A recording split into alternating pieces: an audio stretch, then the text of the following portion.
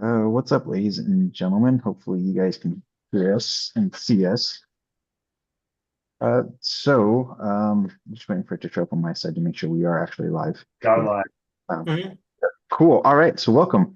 Here we are. It is the 23rd of July, and we are in our last session for this go around. With that, a couple little housekeeping items before we really dig in.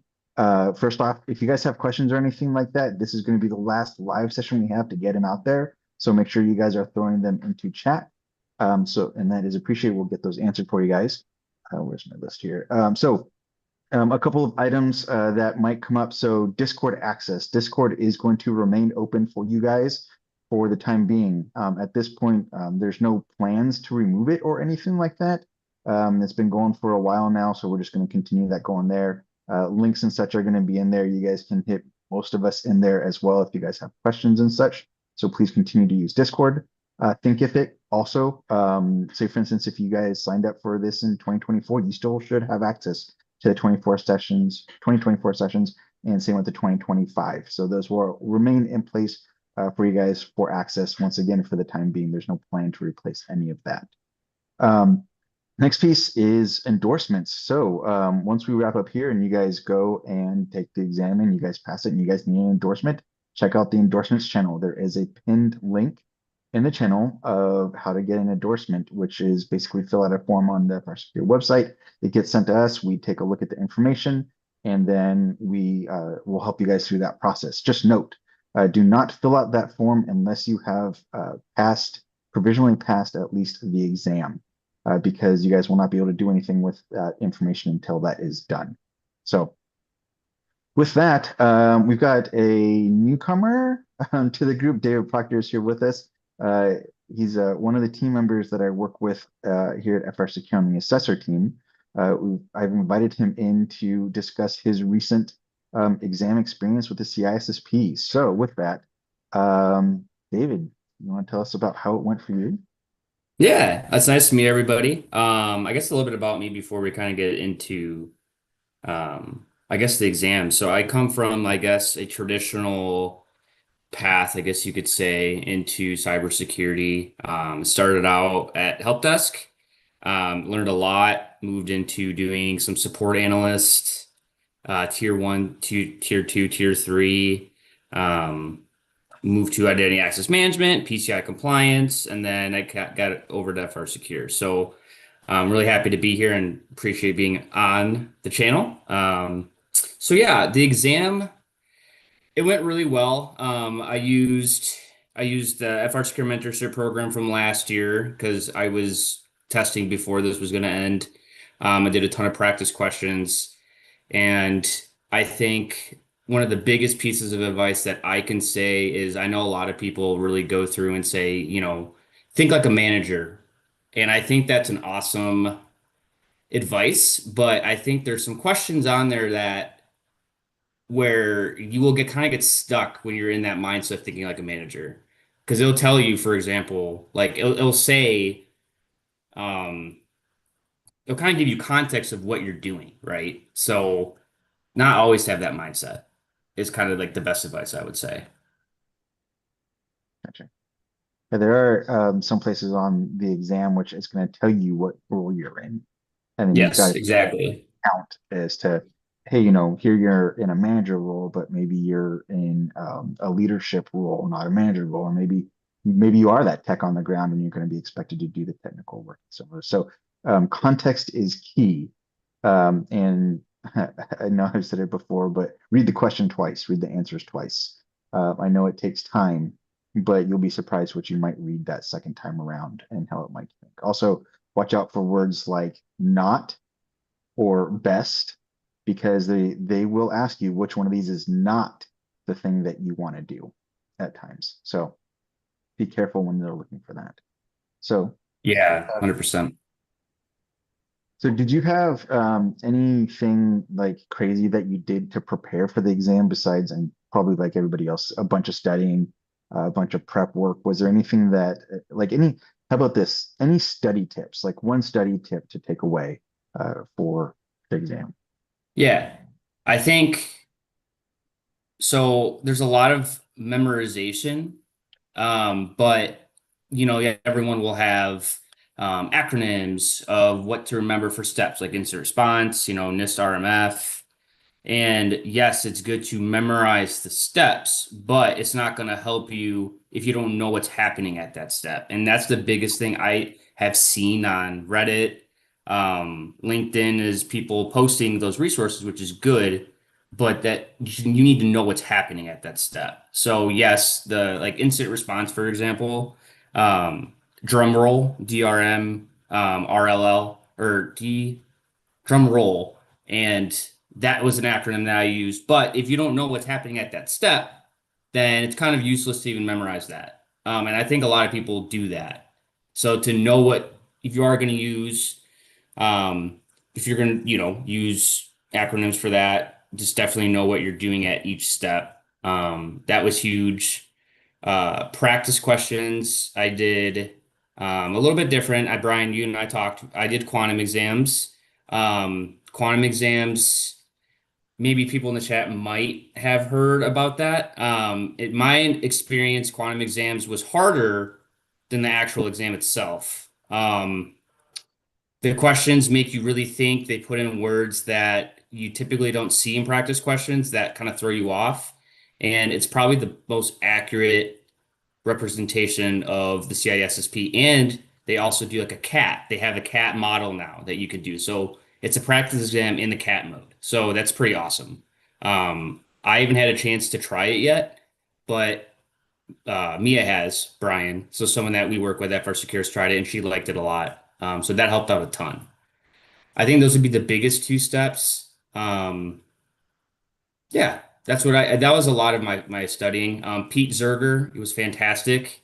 Um, I used his resource, his video, Exam Cram. He has a couple other videos too that he put out after because he did a addendum video, and then he put out another video. He is fantastic resource too if you are that visual learner, or audio, right? So yeah, and the mind maps, the destination certification mind maps are awesome. So just to note, so Pete Zerger, as David mentioned, he is the guy behind Inside Cloud and Security, which has been mentioned here before, which is one of the big ones that I used. Link in chat for his website. Also, you can search Inside Cloud and Security on YouTube as well for that. Yep. So cool. And also, I think in chat, Brad pointed out that it's not about the number of questions that you do; it's about how many of them you get correct. I will stand behind that. I think I was hitting around 85-ish% when I was doing it in CC Cure. But that I was doing, I think I had a 3 month subscription and I started about halfway through the mentorship program, and that was so I had it for about a month and a half before the exam. And I was doing at least a few a day, probably 10 to 15, but towards the end I was doing like 100 every few days or a few times a week just to build up my stamina to be able to sit for the test, which I know we talked about it before. You need to make sure that you have that stamina to be able to sit there and take the test because it is a real thing um, to do. So I also wanted to hit on another subject is make sure you schedule your exam because if you are going, hey, I'm not ready yet, I need more time, I need more time. Eventually, need more time is going to be, I'm not going to do it. So if you say like, hey, I'm going to set myself a goal for, I think I'm going to be ready maybe in a month from now, 2 months from now, book the exam, and that way you have your deadline. You know when you need to be ready, and that way you have it there in place, and you're not just pushing it and pushing it and pushing it until later. So that is another a big piece that helped me because I knew I was never going to be ready to take it if I waited till I was ready. So I just had to do it. You'll never feel like you're ready, let's be You honest. never will feel like, yeah. I Another thing kind of to piggyback on what Brad said about it's not the amount, and I think another thing to add to is that it's how you take what you get wrong. If you're just blowing through the practice questions and you get something wrong and you're not really seeing why it's wrong or doing the extra due diligence of going through and researching that topic, which I think a lot of people also do. They just try to go through as many practice questions as they can. Actually taking the time and identifying, okay, I got this wrong. Why did I get it wrong? And then looking up potentially whatever that reason would be or whatever that question is, whatever the subject is. That's I don't know about the rest here, but that's one of the big things I used the practice questions for was to identify what was I getting wrong. Where did Yep. I need to go back? Whether it's read more, watch more videos, listen to more information on this, read articles about it, so that I can get it into my head. There was a lot of things that I read through the book once I already knew, and I never touched those again because it was already there. I didn't need to. It was those things that took me a long time that I had to do again and again. Yeah. Like one of the things as talking to a study group about yesterday was laws. Those are things that I had to just memorize. I had to spend a bunch of time. I had flashcards for them. You know, is this civil law? Is this criminal law? And where that hits. So some of this stuff is just going to be you just have to memorize it. You have to put in the time to reinforce it in your head. So, Ron, I know you weren't here last week, and did you have any thoughts on this topic of taking the exam? And you're muted.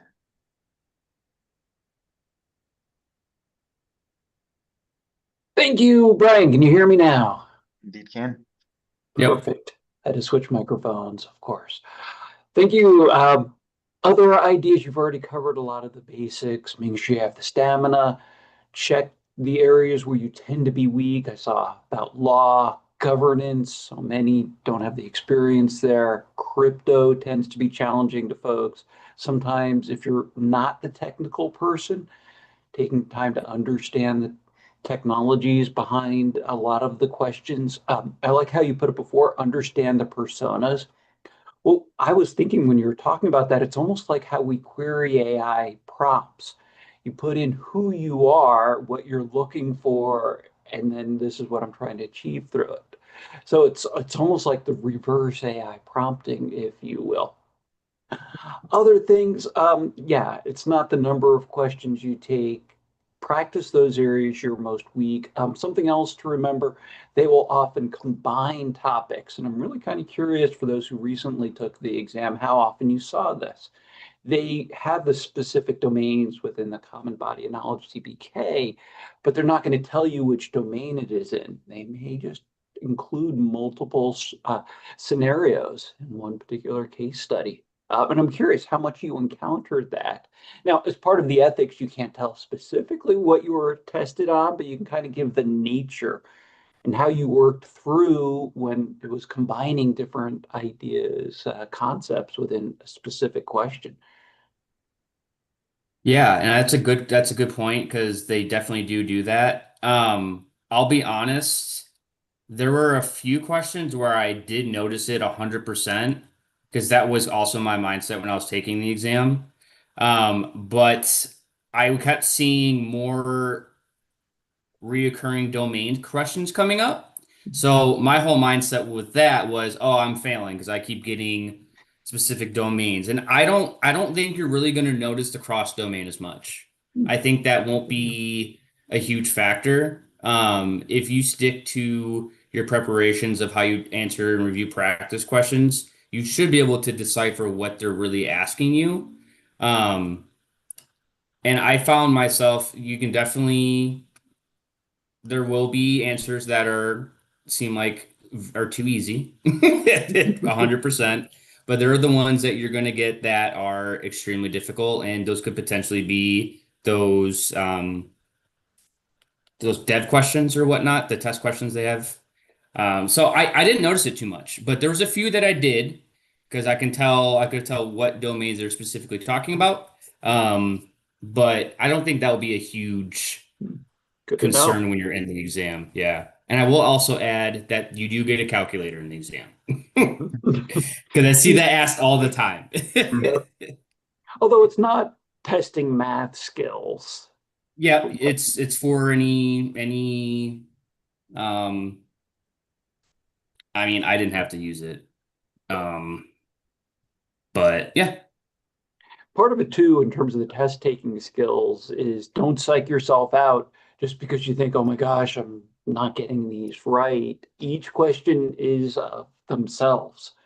So just because you got the previous one wrong does not mean you failed and the sky is falling. Yeah.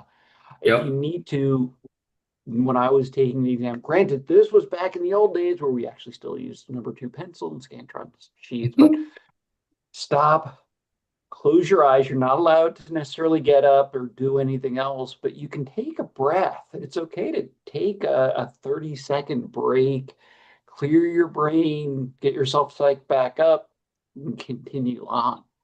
Um, just as building that stamina to get through it, because I've seen folks psych themselves out and fail that way. Yep. So I want to ask because it was asked here in chat as well as how different were the practice tests compared to the actual exam? I will state that of all the practice tests that I've taken before the exam, and even ones after the exam, say in preparation for the program and such, none of them have been quite the same as what's on the exam. There's nobody out there that I know of. I know, David, you mentioned quantum is good, but there's nobody that's out there that can quite replicate the actual exam questions.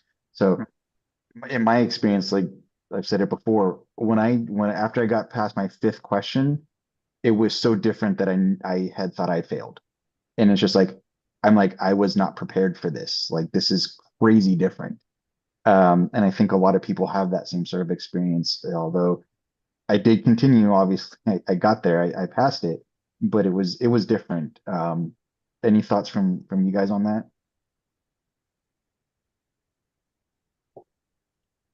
I think most practice, like for example, the LearnZ app, that's a good app to do while you're studying. It's like more in depth than I think you really need to know, pretty in more of the technical concepts. Um, I use that to quiz myself as I was studying. So I would go through a domain, do that domain quiz wise on the LearnZ app. I'm still going to stand by my quantum. I really don't think I would have because when I went into the exam, I those questions didn't psych me out as much. I'm a very fast reader, and unfortunately, my test taking, I also go very fast. And I finished the exam pretty quick, under an hour at 100 questions. But I was prepared for the questions as much as I could because of quantum. I'm not soliciting for that, but I'm just saying that really did help me because the wording that you go through that is pretty close, as close as you could possibly get to the exam. Um, and I've done, I think, almost most practice questions for the CISSP that you can do, unless there's some, except for the ones that you guys do right now. I don't have access to that, obviously. Um, yeah, so that's just my take on that.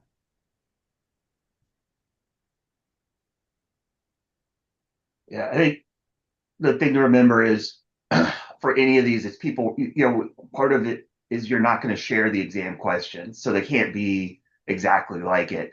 But Yep. I think the important part is, regardless of how close they are, it's your thought process on how you're whittling down the answers and what you're thinking and what you know. At the end of the day, that's more important than how closely worded the questions are, practice questions are to the test questions. I agree. I think there's the caveat though of the difference between the other practice questions, how because a lot of them are either very simple and they touch on kind of simple subjects, right? Or they're a little bit easier to pick an answer out of. Because Brian does make Brian's point of the practice questions that you typically go through don't prepare you for the wording. And I think the wording, though, especially for people who have a hard time with reading and test taking, I think that's kind of huge to have that somewhat mental preparation as well. But I do agree. Yeah, 100%. It's a matter of how you go through the question, how you again go with the answer if you get it wrong, and how you actually rebound and say, okay, I'm going to learn from that and go actually search and look that up. There was a question in the chat about how do you parse through the questions. What I did is you find some keywords through Hmm. there. What are the primary concepts they're looking for? What are the primary words? What may just be the red herrings, if you will? They're trying to throw you off. But that I found really helps. Now, do they allow you still to have like a scratch paper Yep. just so you can take Yep. notes? So as you're going through, take notes. I just saw this word. You throw it away at the end, so it's perfectly fine to whatever you need to do. David, you're a savant getting through it in an hour with 100 questions. Don't the rest of you Don't think do that. that's a Also, don't do race? that. Yeah, don't do that. That's It's just me. I'm sorry, I didn't mean it. That is no, just no, no, me. no, no, no, no, no, no. It's great. That shows your confidence and your level of knowledge. I took the test with someone who sped through it too, and he's phenomenal in cybersecurity. I very much took my time because I didn't want to miss something critical. So, Exactly. slow and steady, slow and steady. Yeah, and I'm of like I said too, a part of the reason I went through it quick is because I read very fast. So I had to reread a question 2 or 3 times to fully understand it. Um, and again, everyone is 100% different. Like people are asking right now in the chat, the hardest domain I face. That's going to be up to your experience too. Mine is domain 8. I've never really I think Domain 8 is weak for a lot of people. I know a lot of people are different, but a lot of people that I've Which one talked is to or domain worked eight? with, software development, not my favorite domain. Definitely my weakest, but again, I don't have that much experience in it. Obviously, I'm an assessor, so I have a pretty good experience in domain 1. And then the rest it's interesting to me, so I was able to kind of to study that and kind of learn from that as well. Yeah, and it's tough too because yeah, everybody's gonna be different. Um, what was it? I saw one in the chat and I can't find it again. Oh well, yeah, I know I struggled with encryption just because that's not something that I really worked. If you're not using it, it's hard. It's a lot of details. And then I think I only got like 2 questions on it. Yeah, yep. I went through and memorized a ton of domain.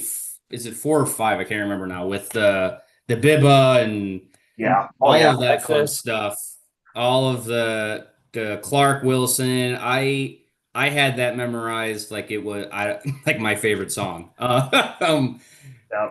And you're right, Brad, because it was the same thing for me. Domain 3, there's a lot of good resources that you can use to memorize, and obviously there's a lot of detail like bits, and I kind of took my preparation as risk management. So there were some things that I just knew I was not going to memorize or even try to learn, and I accepted that risk and it worked out. So I think that's also part of it too, because there's so much material. You're not gonna be able to memorize everything, but there are a lot of important things that you need to know, obviously, when you're going through your preparation. Um, like for example, the 802.1, I did not even bother to remember all the different 802.1a. I didn't even bother because I forgot all that and I did not want to put that back in my brain, so I just left it. Um, so there's things like that that I spent more time focusing in, but then there's some things where I kind of glanced over it and said, if this comes up on the exam, then it comes up. Yeah. Um, one thing with the oh, I remember it was about the hardest domain. One thing that is important to remember is if you pass, you're not going to see a score. It's just you pass.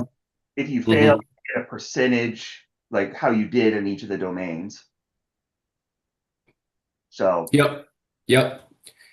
Foodie, you're asking the my score. So when I took the practice exams for quantum, I think the best I got was a 63. Now keep in mind though that the score on for quantum is not let me back up too. So scores on most of the practice tests are not going to be the same as taking the exam though, right? Because the exam is CAT.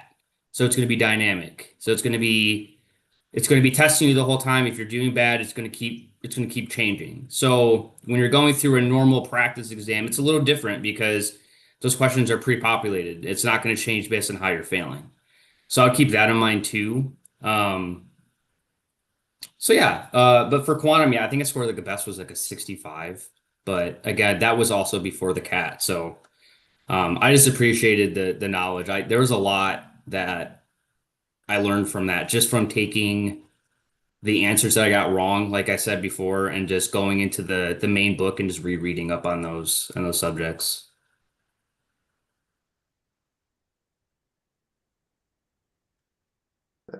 I do want to track back to just something we touched on a while ago. So, multiple domains in the same question.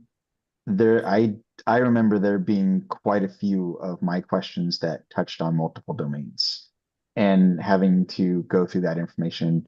And once again, it goes going back to reading the question, understanding ultimately what they're asking and what information matters, and then going looking at those answers, reading those answers multiple times, and knowing, hey, this answer doesn't even make sense. This one maybe, and then and working those out, which you can have more than one correct answer on the exam. You have to choose the best answer on the exam.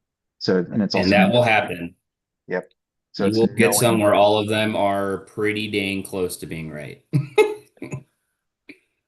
yeah, and also you'll get them that there's one word difference in the sentence, and that one word can make a massive difference in the answer.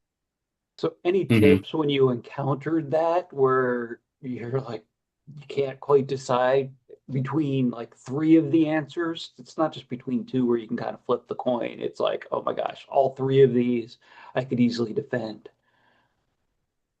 So that's Honestly, there was for me there was a couple where I did my best to see what it was really asking. I couldn't find any keywords, indicators that would steer me to be into another one, to another question. I don't have really good advice for that one, except for just keep looking for keywords, make sure you know what setting that you're in, and just not to get stuck in the managerial mindset, because not every question will be like that. It's not every question is going to be applicable to that.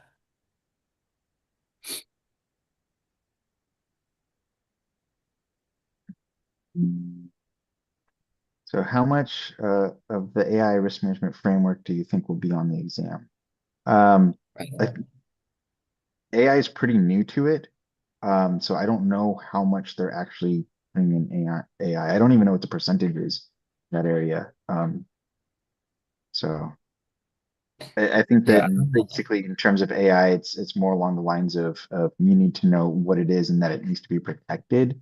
I don't know if they get into anything specific on it more than very much more detailed. Do you guys any thoughts on that? Did you guys inquire or did you guys come across anything on AI on those the newer ones? Not anything about AI, like RMF. Just your basic. Uh, it wasn't super in depth. I didn't encounter much about AI when preparing, as well as practice questions, Keep in etc. mind with AI as well, a lot of it just falls back on other IT and cybersecurity principles, such as data classification, categorization, creating governance around it, secure by design. So don't necessarily need something specific to AI for it to apply. Yeah. Um, Yeah, it's funny. It's like I don't remember. I talked to too many people, but we were talking. It's like there was about zero trust, and like it's not new. The concepts have not changed as long as you understand the fundamentals and can, you know, get it. It's the same thing I've been doing for 5 years. yeah, basically for zero trust, it's continually verify. You know, that's at the access control, that's across all the different levels. And this is where knowing something like, and I would memorize the OSI 7 layer model. It's been around forever, but it continues to apply.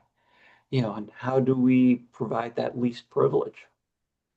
So some of these things you memorize, but it's just not just for the exam, but we use it IRL in real life all the time. Yeah, there's a lot that I learned through my preparation that has really helped me. I mean, even just with my job, my role now doing assessments, there's a lot of things perspective that I look at differently when I'm doing assessments and different areas of how I would approach it. So I know it's a lot to go through, but you will learn a ton from it, and you will be able to apply a lot of it too to your actual work. That's the intent, Yes. Okay. not just the certification. Some certifications where I don't know. So we So haven't heard much from Jacob or John yet. What are some of your top tips? Spam those questions. I think like we talked about earlier, not only take the test, look at what you're getting wrong, look why you're getting it wrong, and identify those areas that you need to study on. We keep saying it over and over again. The test is adaptive. It's going to test you on what you're weak on. It's going to find those things. So just make sure you're as well-rounded as you possibly could be, I would say. Yeah, me and Jake talked about our experience last week, and you know, I just, I went ham. I did it till I was tired of looking at it, and then I pushed myself even further, and just dug deep and made myself just continue to get that information in my brain. I would read the audiobook while listen to the audiobook while reading the official study guide to keep my brain from drifting off. But the practice questions help, but reading the book and exposing myself to multiple different things, Kelly Handerhan and the Greenblatt Mhm. stuff, and just I probably went through maybe 8 different resources of information. I do want to make an addition. Reach out to your local chapters as well. I don't know how many Mm. folks here are part of an ISC2 or ISACA or ISSA, but so many professionals, we've been there, done that, and you can get direct mentorship. And it's more than just, oh, I finally got 5 new letters I can put after my name. You have to be able to maintain it, maintain those CPEs. You never want to take the test again. Nope. Uh, I'm going to unless go you into retired mode if I ever lapse on my CPEs. and it's actually not hard to get CPEs. So yeah, like what we're doing here all counts for us, and you studying all counts for those CPEs. So don't just think, I'm done, I've passed, and you know, cybersecurity professional for life. That's actually not how they roll either. So, but reach out to your local chapters. Shout out to them.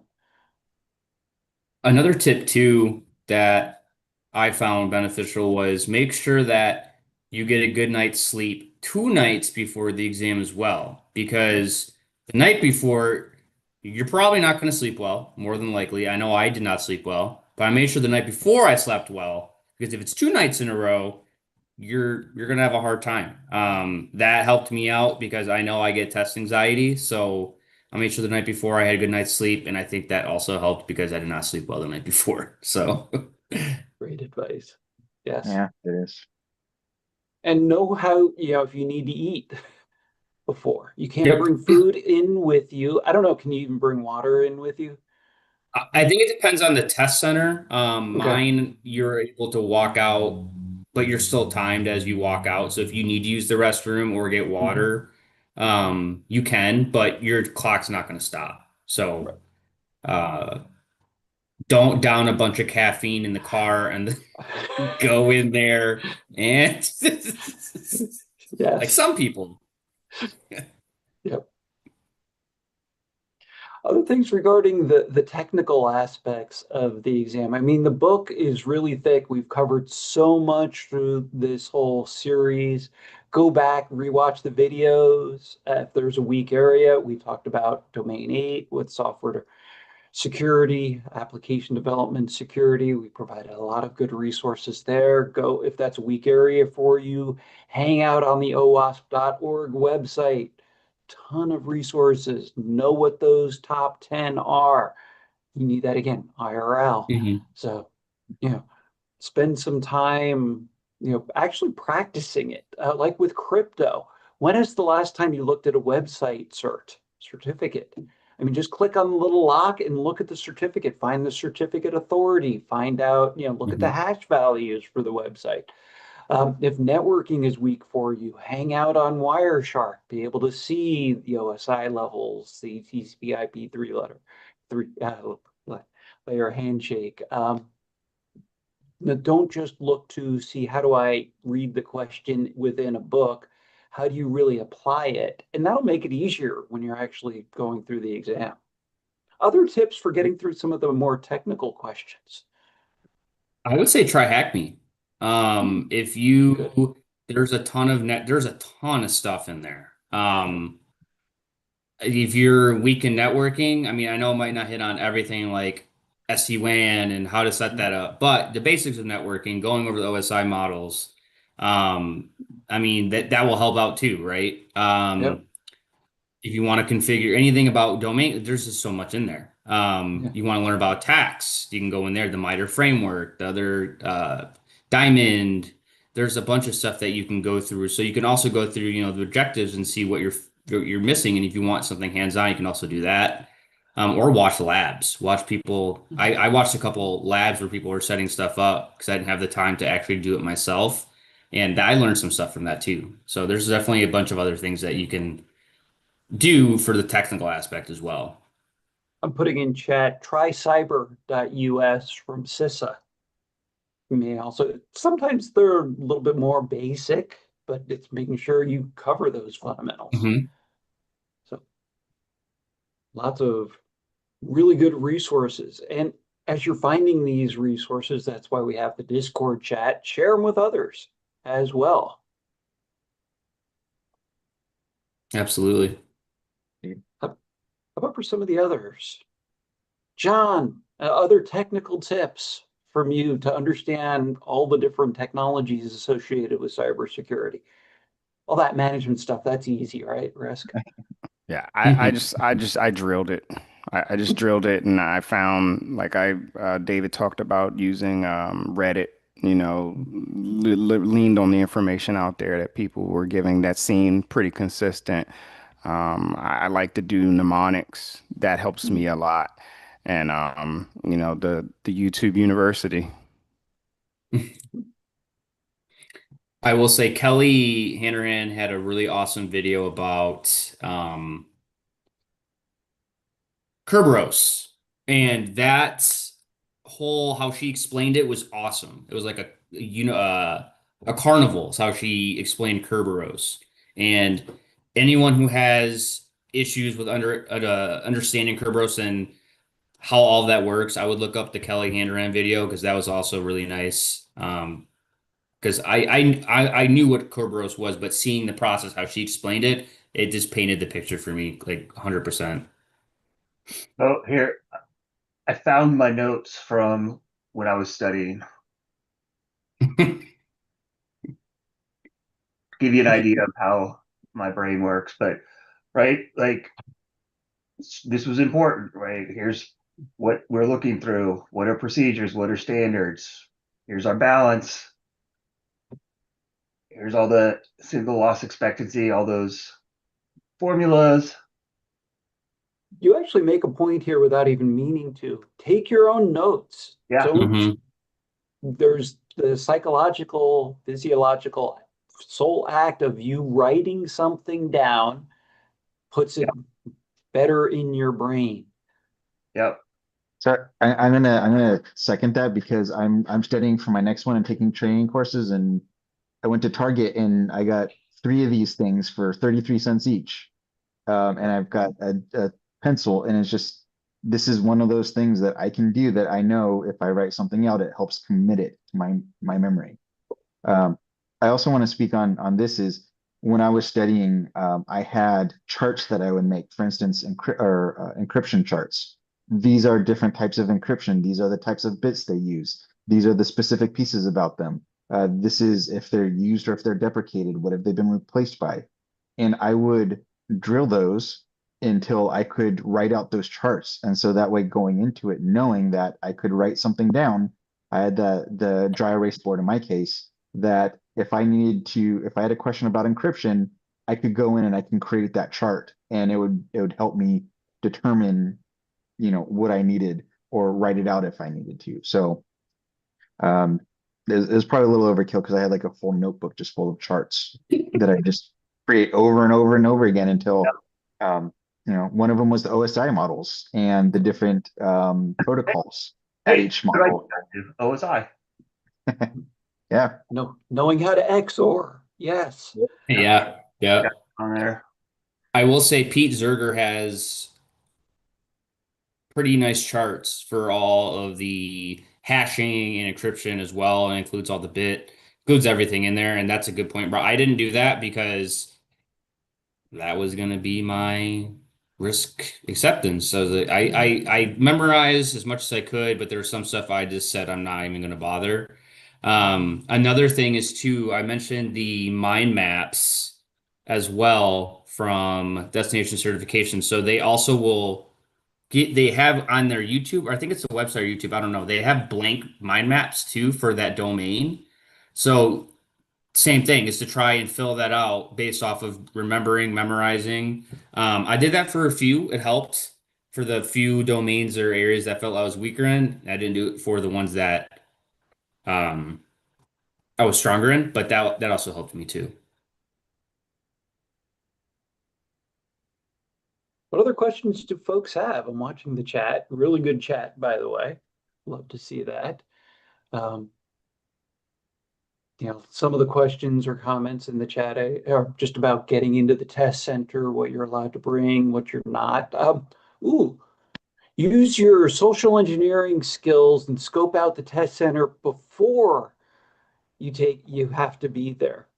Check it out on Google Maps. How do you get there? Making sure you're not running late. That just adds to your stress. I know this all sounds like really elementary stuff, but I've seen so many not realize that. You can call them beforehand too and find out, what am I allowed to bring? What am I not allowed to bring? That's all fair games. This way you can come in, you're prepared, and it makes it easier for them too, because they don't want to have to police folks, and you can't wear your oversized hoodie and yeah, because the idea of having that integrity within the exam, knowing what times they open, all those little things. So check them out. Make sure you are familiar with that test center. Hmm. Yeah, because I think mine did a palm vein scan, All of them and do. okay, I didn't know if it was all of them, if it was depending on. Yeah, and then they took my Requirement. picture, and I couldn't bring anything in. I had to lock everything up. Yep. Yeah, just Yeah, trying. it's yeah, they're pretty hardcore. Like I said, the guy that went in before me, all he had to do was show an ID. I had to show everything, and scan everything. So Oh, cool. Um, if there's no other questions I'm seeing, or if anybody else doesn't have anything, we can go ahead and get some CCCure up here and do some practice quiz and talk through, show how we take apart questions and answer them, and then inevitably get them wrong. What is it not? I gotta go. No. and while you're pulling those up, for the record, it's been 20 years since I took my CISSP exam, so I'm maybe a little rusty. I will hit 10 years in September. Congrats. All right. Can you guys see that? Yep.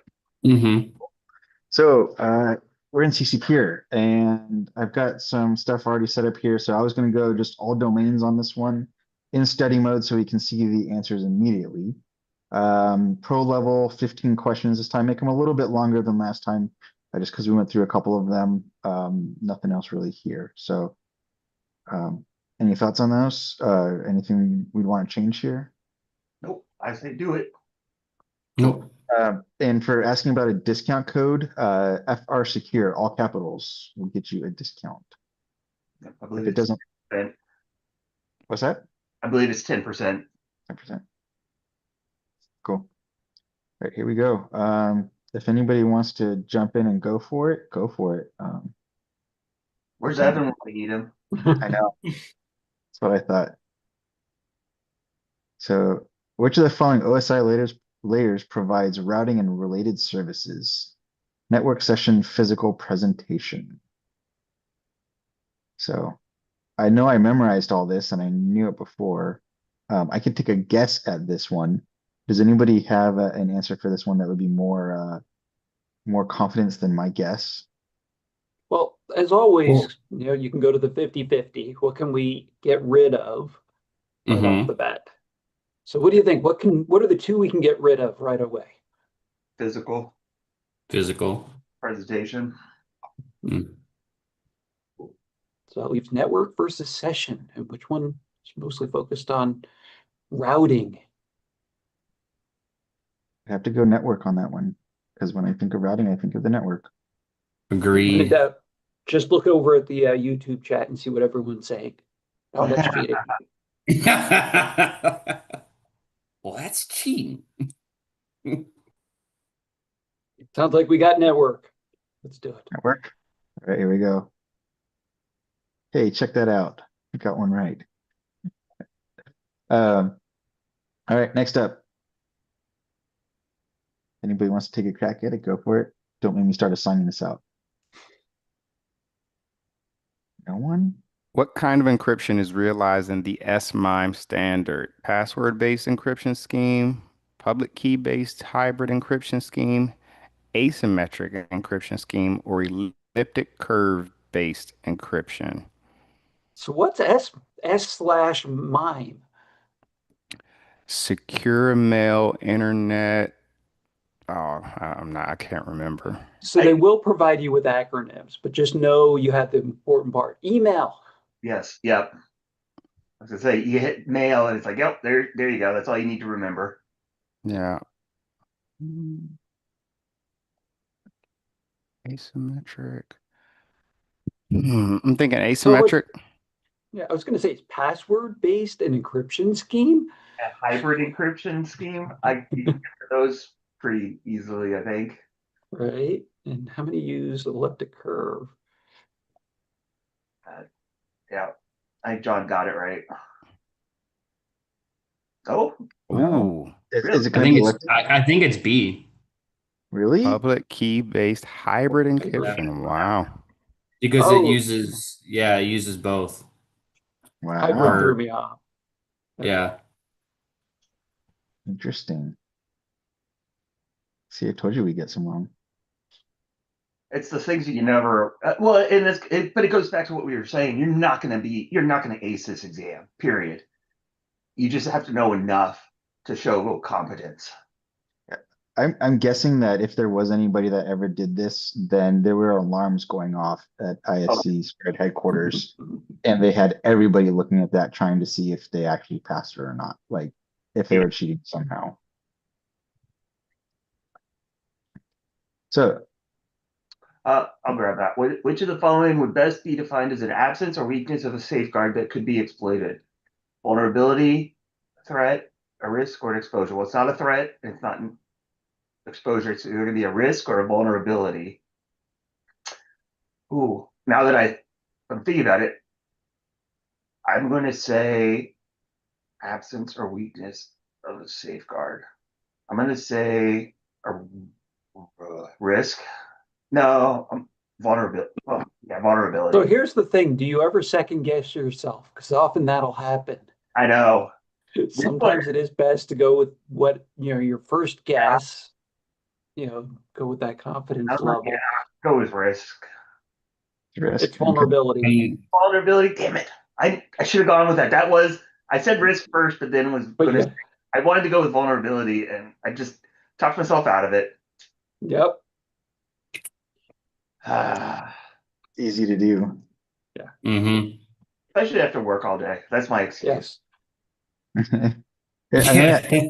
Doing an L3 assessment all day. Then coming and do more questions. that. And for those who Uh, are wondering, vulnerability is that weakness. Oh, and then someone asked the question before. So yeah, so I went back to the question before just so that you guys can see the explanation because it was asked as to what it is. So um, I'll let you guys read that in front. Oh, okay, because it's encoded with the MIME standard encrypted using a session key, and then uses the private. key. Okay. Is SMIME still used very often? Is that I don't know if I've ever used it. I know I haven't. All right, so I'll go ahead and move here. The other thing to remember too is that, um, oh my God, I just completely forgot my train of thought. Understanding what a risk is, it's basically the qualitative likelihood versus impact. And the reason why I knew it wasn't risk is it didn't mention anything about impact Yeah, that or makes even, how frequent it would occur. It's just that there's a weakness. Yeah. and I think that the thing to remember too, I remembered my thought, is that you're not. I mean, it's been a long time for both Ron and myself, uh, but you're not going to remember everything, right? Like I don't. We memorized so much of that book to take the exam, and then it was just like forget all the stuff that I don't need to know on a day-to-day basis. to to build on that is that when you're looking at the sort of roles that someone with the CISSP might have, there's hundreds of them. And none of those roles, like most of those roles in and of themselves, are their own specialty. So, for instance, David being an assessor, I do vCISO work and such. So, like, say, for instance, programming or chapter or domain 8 was brought up as one of the ones that would be the hardest, which for me would be the same. I don't get into programming or anything like that on a regular basis. So it's just something I don't have exposure to.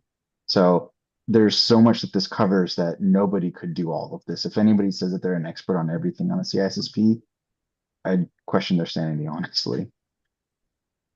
Right. Or they've So got a really good memory. comment came up. Some of the questions we see here, they tend to be a little bit more elementary.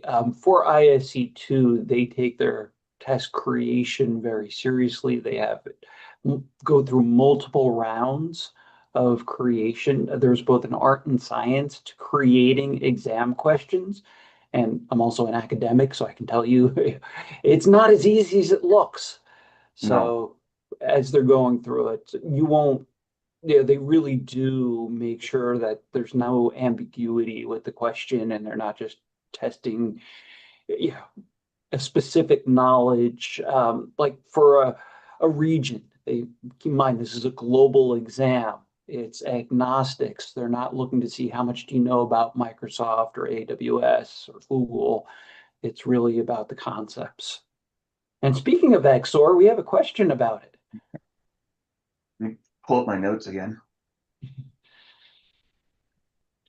So what uses a key of the same length as the message, where each bit or character from the plain text is encrypted by an exclusive or XOR operation?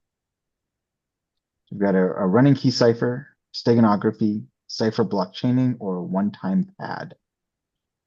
I think we could probably remove the one-time pad, I And think. stenography, because that's hiding an image in Yep, so those or two. the message So in it. let's parse through this. Key the same length as the message. What is a key? So a key, like same length as a message, it would be like if my door key was the same length as my door.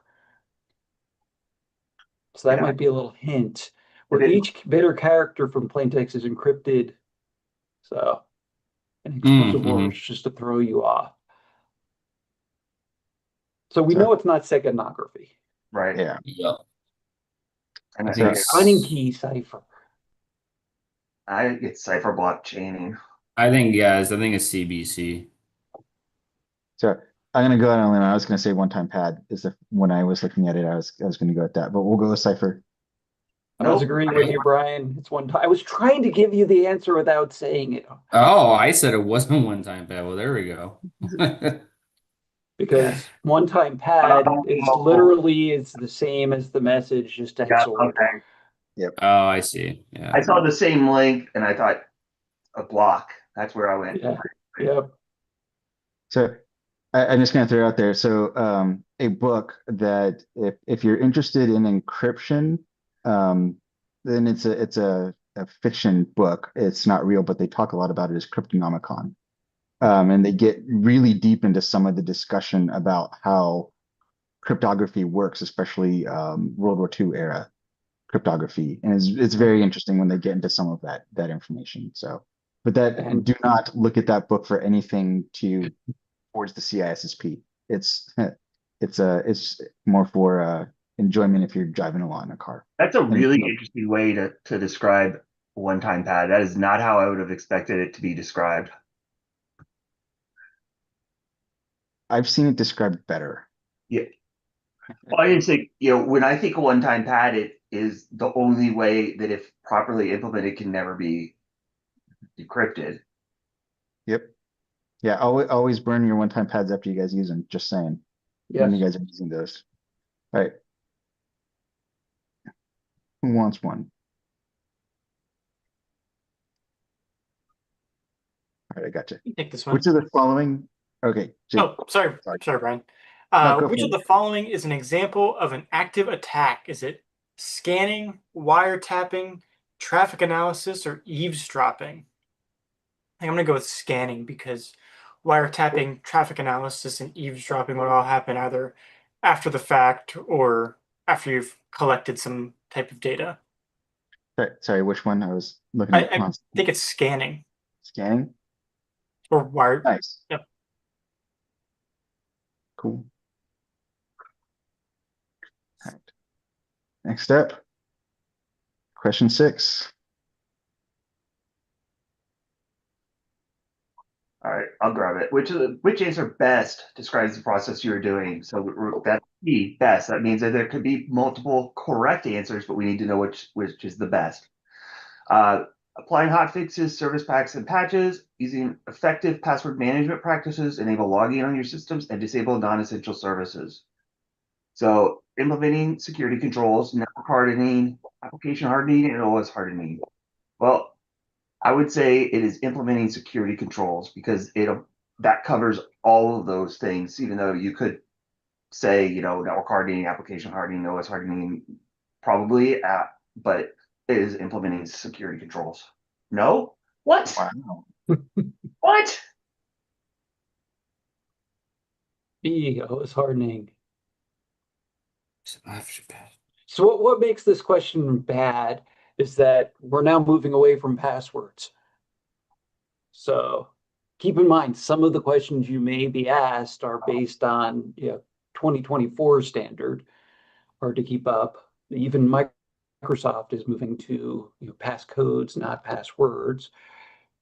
However, where this is you want to implement within the OS the hot fixes, making sure I don't whoever has admin access, using multi-factor. Again, see no the passwords. problem that I have with this is you're going to be applying hotfixes, service packs, and patches to network devices and to applications, and password management would be the same. Logging you would have on network devices. Same with the disable it. So I don't agree with this. I'm sorry. This is where you don't want to argue with the test creator like I do. I Yeah. strongly disagree. Yeah, Julie I Knight. agree. Again, practice question. I think it would be clearer on the actual. It will be clearer on the exam.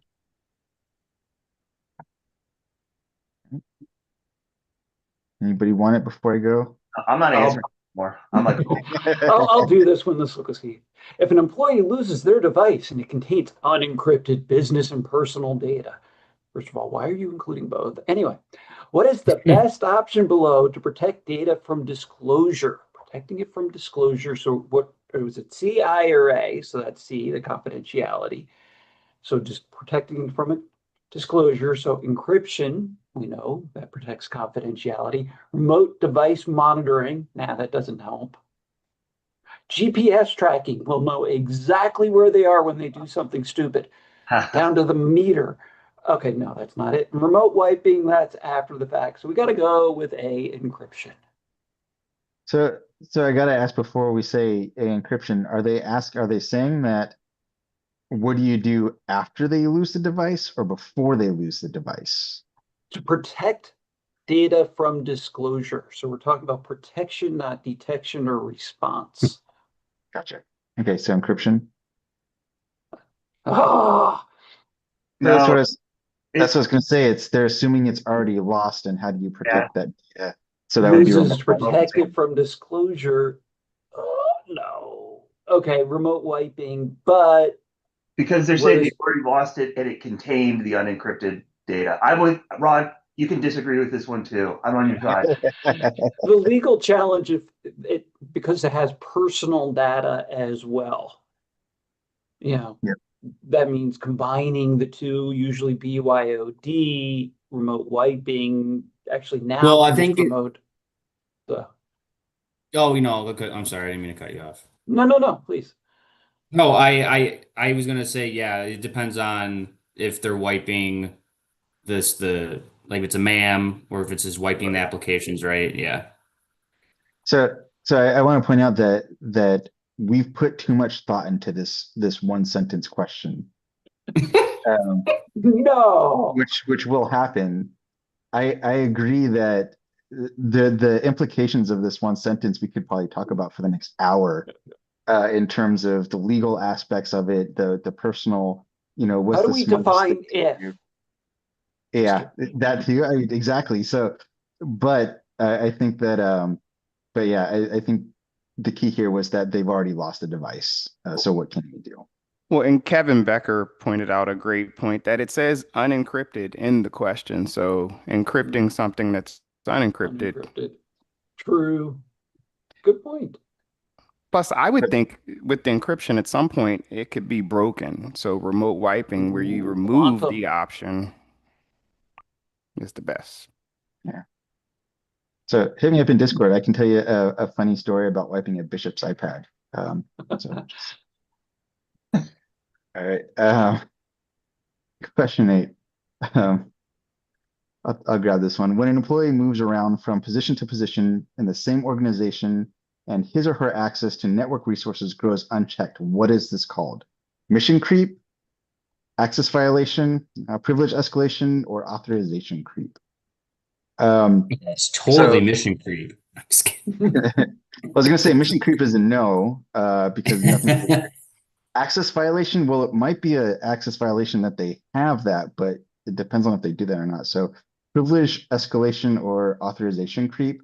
Privilege escalation to me means something different. That means that you're escalating your privileges, which maybe that is or isn't happening. It doesn't specify here. So I'd have to go for authorization because they're just going through it. Any thoughts on that one before I hit this? Is anybody going to prove me wrong? I Second agree. out of motion. Authorization is synonymous with permissions in this case. That as well. All right, next one. Survey says. You got it. All right, fine. I'll go again. Which of the I didn't read the question yet, so I may regret this. Which of the following is not a disadvantage of single sign-on? So not a disadvantage. Okay, so is an advantage. Double negative? Jesus. All right. Uh, SSO improves an administrator's ability to manage user accounts and authorization to all associated systems. That sounds like an advantage. SSO could be a single point of failure and totally compromised. That is a disadvantage. Cost associated with it can be significant. That is a disadvantage. Support for all major operating system environment is difficult. That is a disadvantage. I would say A. I agree. Hmm. All right. And so you know what they tell test makers, the question makers, is you don't create questions like this. You try to avoid the word not, particularly in a double negative like this, not a disadvantage. So I mean, it's an advantage, so you won't see a question like this, I'm pretty sure, on I would think it certifications. would have not an advantage if they were going to do it. Right. So it's likely when you DC a question like this, you're going to have two paragraphs of information before they actually ask you the question, that you're going to Yeah, want to yeah, yeah, look that too. for. So, and we'll know, good point, is if you guys do get any of those really big, like multiple paragraph questions where it's a scenario, read the question first. That way, you know what the question is. Now, when you're reading that, you know what to look for within that information, or at least you have a better idea of what to look for in that information. Moving along. Who hasn't answered a question yet or in a while? I just went. I'm just saying. Don't make me say names, guys. I'll do it. All right. Which of the following statement correctly describes difference between packet filtering firewall and stateful inspection firewall? Packet filtering firewall and stateful firewall both maintain sessions of. Do you want me to read the ABs each question or each answer, or just pick one? I'll let you go for it, man. Do your style. Okay, I'm not going to read every answer then. So I don't think it's I don't think it's B. Um, Kind of just me having to read the question like 3 times. Stateful firewall both maintain session of client. I'm gonna say C. See? Okay. Agree with you, even though I said that after I clicked that. Yeah. Thanks, Brian. Hey, definitely got your back, man. Appreciate that.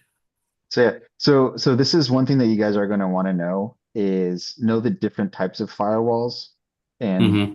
differences between them, because this is very testable of knowing what the difference is between. Yeah, what is it? Circuit, next gen, stateful, stateless. Yeah. All right, next up. Who is responsible for ensuring that system controls and supporting processes provide an effective level of protection based on the data classification set in accordance with corporate security policies and procedures? Senior management, always. Senior management. Ooh, Responsible for ensuring system controls provide effective level of protection. I guess a security Security officer. officer. Yep. Yeah, I was going to say security officer on that one.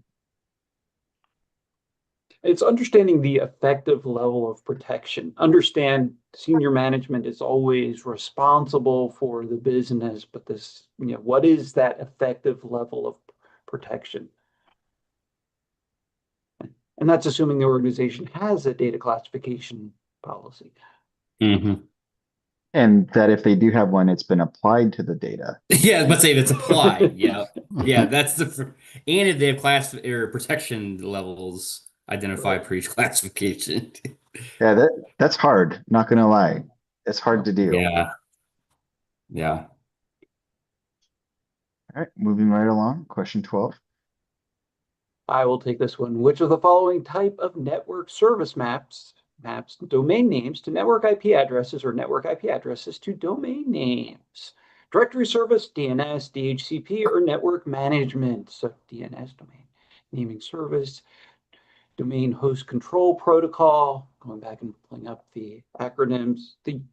Did you find, I have a question for those who recently took the exam, did they actually spell out acronyms or do you need to memorize Yeah, they did. acronyms? Nope, Okay. they did. Spelled out all of them, thankfully. So Yeah. if they spelled this one out, it would be quite obvious it's DNS.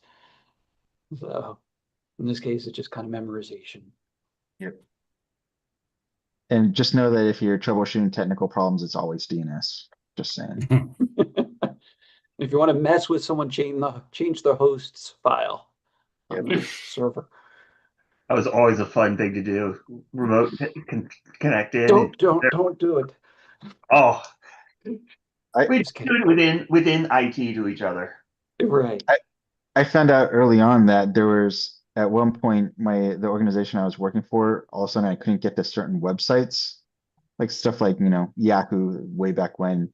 And like to find out that, hey, if I just went into my host file and edited the IP address, I could get to it. Or even just change my DNS at that point. But yeah, so DNS main. Yep. Know it, love it, still used. Indeed. And it's what the internet's built on for the most part. So it's very important. Next up. Event monitoring, vulnerability management, and network protection are all part of what? Vulnerability management, a good security plan, security program operations, or defense in depth? I'm going to go ahead and get rid of vulnerability management. It's a little, I don't think that's the right one. I also don't think it's defense in depth. That doesn't really make any sense. That's not a term you've heard before, I don't think. I'm between a good security plan and security program operations, but I think for this question, I'm going to go with a good security plan. I think Oh, it's security program operations then? Well, I That think was, it's I think it's yep. I was Yep. going to say security program operations. A good security plan. The only reason why I wouldn't go with that one is because it doesn't seem very formal. Good. It's, How do you define good? yeah, or security program operations encompasses everything. Defense in depth is not bad. Better than vulnerability management because that's part of it, but it's still, I didn't quite get that here because it's touching different areas in a way where defense in depth I would expect for them to be like a little bit more focused on the area and Yeah, like saying you have a firewall, then local firewall or something like that, not yes. monitoring a whole vulnerability management program. gotcha. So I'm gonna throw it out there here now because I'll forget if I wait. If you guys have LinkedIn's, the groups here that if you guys want to chuck them into chat, it was Hmm. asked by M Sive in here. If you guys want to do that, so if you guys ever find me on LinkedIn, just know it's not me because I don't have LinkedIn. I'm an old man, get off my lawn.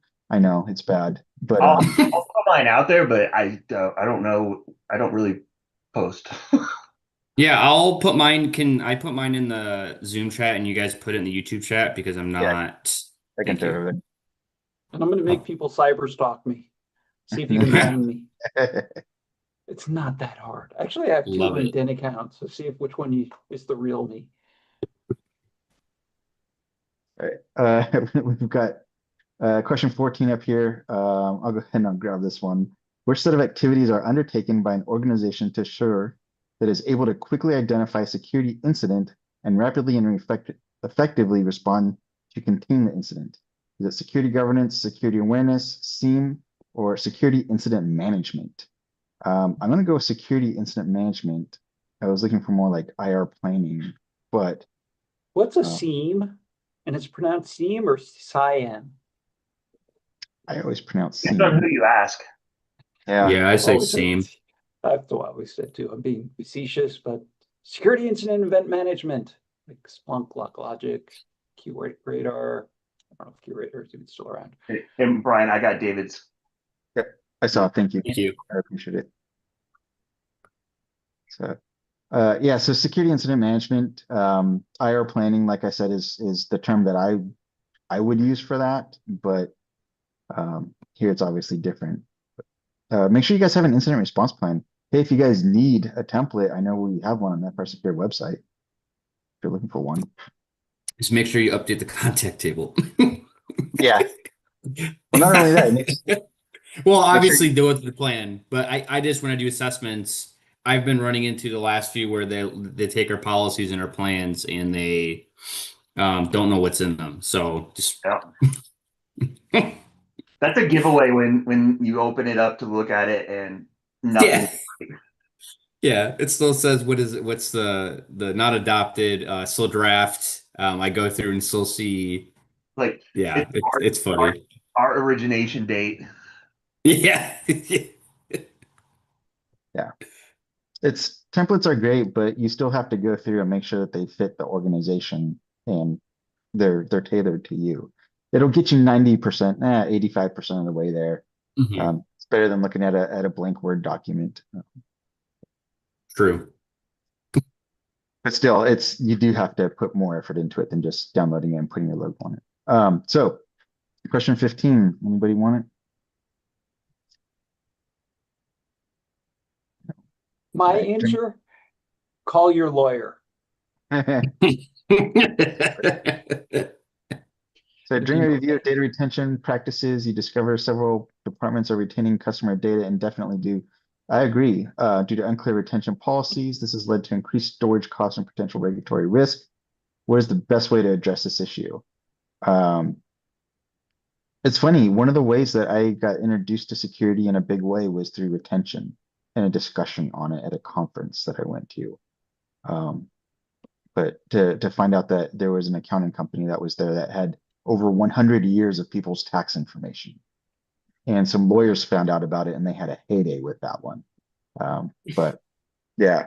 All right. So anyway, conduct employee training and ensure they understand proper data retention. Develop a data retention policy based on business needs and regulatory requirements. Delete all customer data older than 5 years to reduce storage cost. Remove all older customer data to a low-cost long-term solution. I mean, when in doubt, throw it out. Yeah, totally.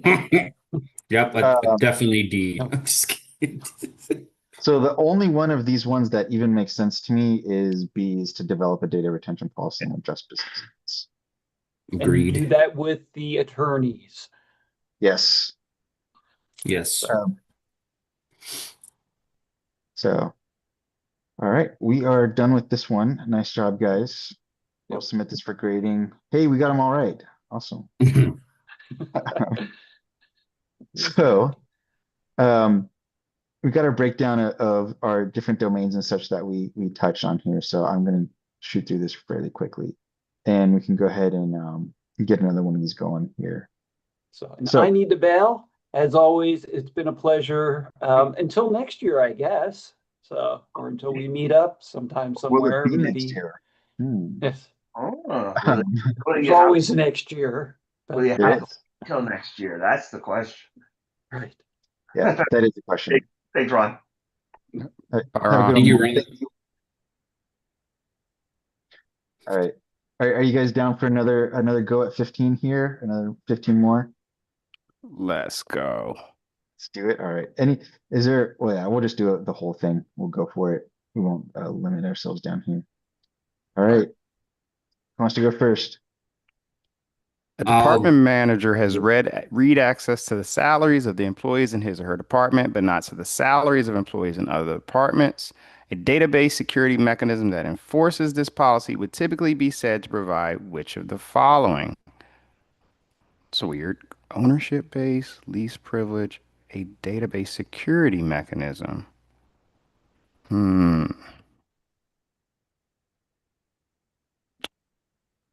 I want to go with least privilege because I cannot remember the specifics about context or content dependent access control. And ownership based access control just seems like a weird made up answer. All right. Yeah. These privileged access controls. Oh, Incorrect.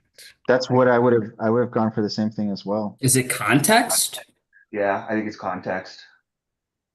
Or context or content. Context. C. I say context. I don't think it's content. What? Okay. This is weird. During my test preparation, I would go back and drill on that so that I knew that. Oh, you know why it's content? It's because it only has access to employees in his or her apartment, not others. So it's the content of that. I think that's probably what they're going for. I would have said least privilege as well. Yeah, I would have gone least privilege as well on that one. I don't know that I probably have heard the term content dependent access control. It's just not something that when I saw that was like, oh, I know exactly what that is right off the top. Where, Show the answer. yep. And then least privilege is like, oh, that's least privilege. They don't have access to that because they don't need it.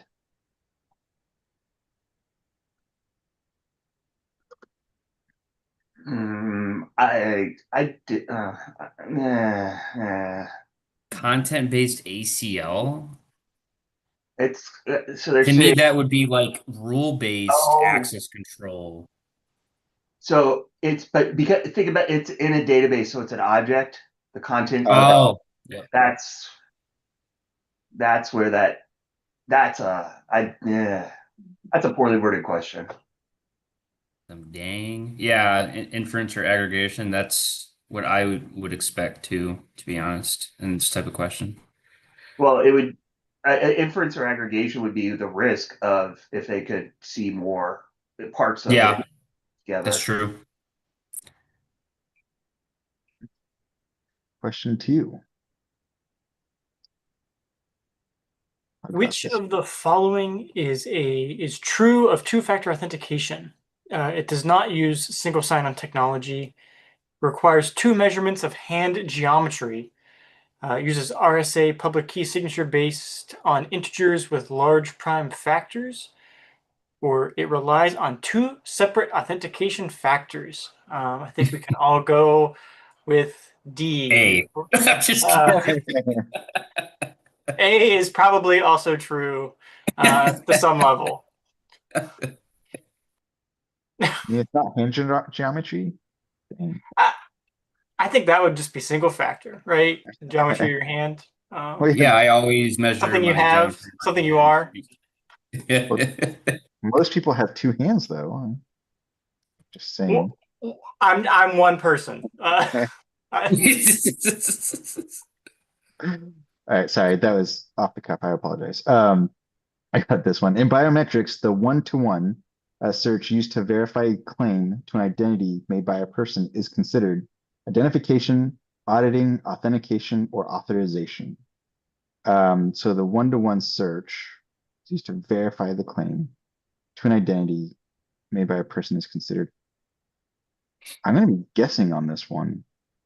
Is So I it know we can say it's not identification or auditing right off the bat, right? We Mhm. can those two. So now we're authentication and authorization. Authorization happens after authentication, and is authentication is verifying who the person says they are.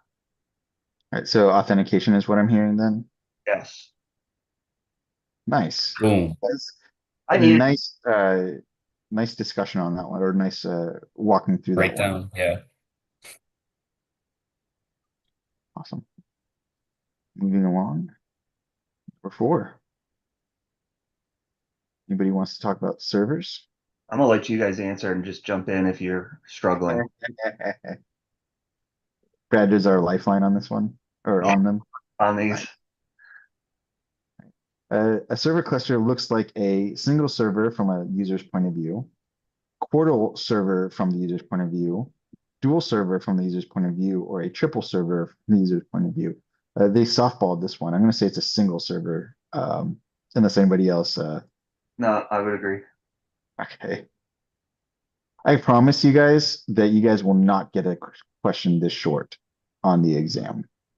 If you do, yeah. Think of the practice ones. These are just testing your knowledge in general. Don't get hung up on the wording of the language. Understand the concepts. That's really the important part. All right. Next up, question 5. What can best be defined as high-level statements, beliefs, goals, and objectives? Policies, procedures, guidelines, standards. Policies. No, I High-level statements. the beliefs is what is gonna the goals and objectives. I think it's guidelines Guidelines. Do we have a I think it's tiebreaker? guidelines. I think it's guidelines too. because Oh no. the policies aren't shouldn't have beliefs in them. Oh, We oh were wrong. wow. Okay, wait. I don't agree with that. What should I answer? I saw high-level statements, and I've that never. was policy, high-level beliefs, goals. Well, they So, are the objectives, but well, hmm, I think they throw in too many words. the guidelines don't what? Fourth edition. What? I mean, get that out of here. Okay.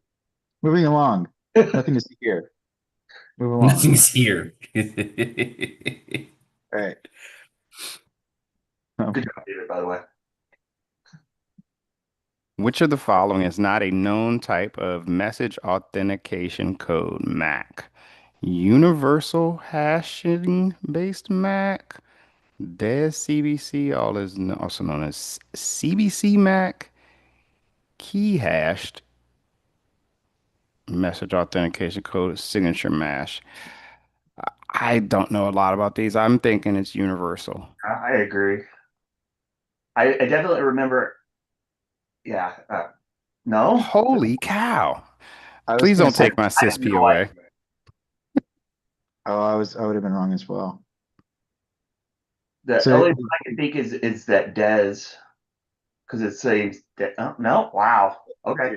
it's We're batting 1,000 on this one. Wow. I mean, like, you're not going to know everything. There's just no way. Yeah. Yeah, this is one I I'll be quite honestly. honest, I do not even remember studying anything about signature-based Mac, but I don't even remember. I don't think I've it's ever me. done anything with message authentication codes in the real world. HMAC was the only one that sounded like familiar.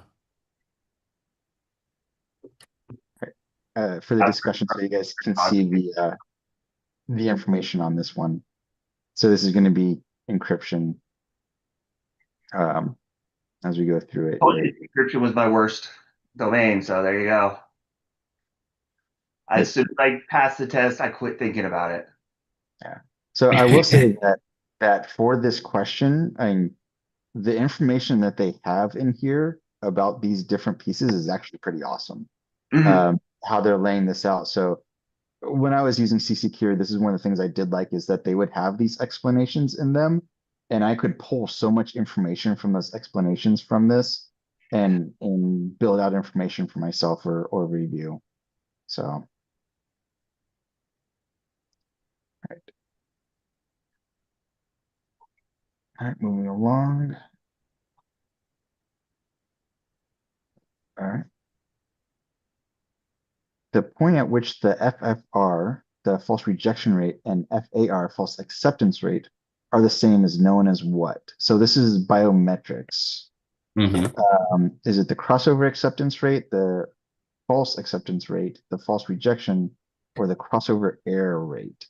I want to say the middle two, B and C, are not it. It's going to be A or D. I think it's the crossover error rate. It's D. Yeah. Yeah, I don't think it could be A because it's one's rejection and one's acceptance. Yeah, B and C Good point. are the actual metrics that they're using, and then the crossover rate is when they both obviously cross. Right. And the way you can tell in this question is both of the things that they're talking about are error. Also in the question. It's a false,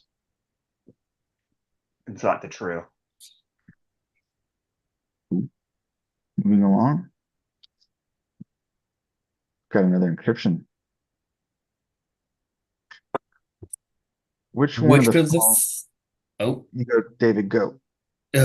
which one of the following is used to provide authentication and confidentiality for email messages? Oh,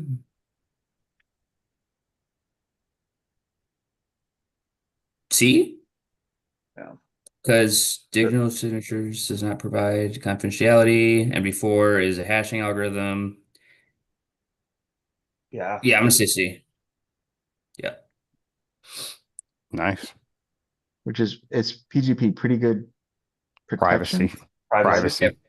Pretty good privacy. All right.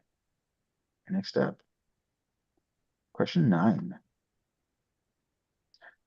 I got this one. Penetration testing is the act of attacking our own systems for the purpose of identifying what? Actual weaknesses before criminals do. This is the best way to know how to set up a honeypot to lure attackers away from sensitive areas. Probably not that one. To find weaknesses in other people's networks by breaking in so you can get paid to fix them. No, that's not it either. Find vulnerabilities and weaknesses on your network after an attack. Um, so you are finding vulnerabilities and weaknesses, but that one says after attack. So I'd have to say actual weaknesses before. Yeah. Yeah, I'd have to say you're finding actual weaknesses because Yeah. it's Because it says the find weaknesses in other people's networks, but the question says our own net systems. yeah. All right. Yeah. I apologize. I need to drop as well. So thank you, Brian and John and David and Jacob for helping out this year. Thank you, Brad. Yeah, of course. Thank you, Thanks Brad. for having us. Bye, Brett. All right. Number 10. Now we don't have Brad as a crutch anymore, man. Oh, I know. You can't use him as the scapegoat. I don't know this one, Brad. You answer, please. I'll take this one. Um, I'll take a stab at it. All right.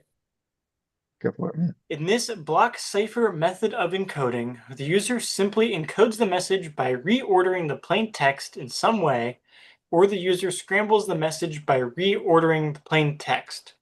What is this method called? Is it a confusion cipher, a transposition cipher, diffusion cipher, or substitution cipher? I'm confused. I think it's Yeah. confusion cipher because they're not. I mean, they're not really doing anything. It says they're just reordering the plain Scrambling text in it. some way, right? I think it's either that or transposition. Transposition is where I would have gone Same. because Yeah. You basically would have been right. you're basically you're taking that information, you're just moving it somewhere, which is transposing it from one spot to another. So, which if you guys are using this for encryption, try not to use something else. Anything else? All right. Question 11. Oh, we've got one of the drop down ones. Fancy. So actually, this is one that we saw last time. So for the exam, you must be familiar with wireless local area network technologies. And the list below, please order the different technologies from the least secure at the top of the You list to the got wept most secure twice. at the bottom. Yeah, but they're different types. Or no, is it? No, they're No, the same they're the thing. exact same. Huh. We haven't had this one before. All right. Well, I'd say that they're in the right order. Although, there's a fourth one. Oh, I see. Okay.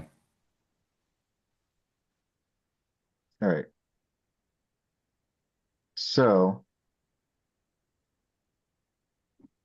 I know we looked at this one last week, and I don't remember what it was. What PSK, WPA, Q. David, I know you love wireless. Would you say this is correct? Um, I know because you wait, what memorize is all it? It goes least secure at top. the secure top. I believe that's right. Web and then what? Pre-share key? I think, yeah. And I think this one you can't actually check the answer. You have to actually show it. So it is web PSK, then WPA, and then WPA2.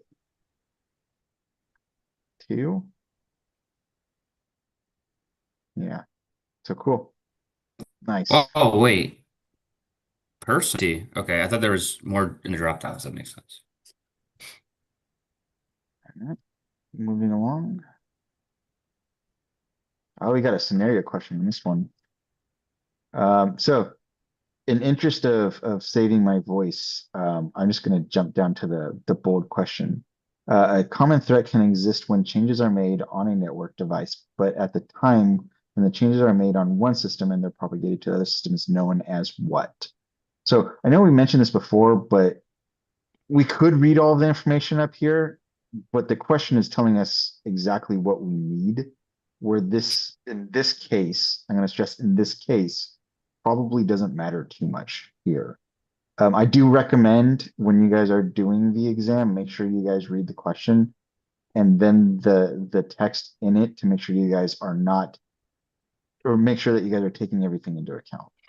Um, so in this one, we're looking at basically um, what's the time or what's the common thread exists when changes are made to a network device and the time that it takes to propagate, basically.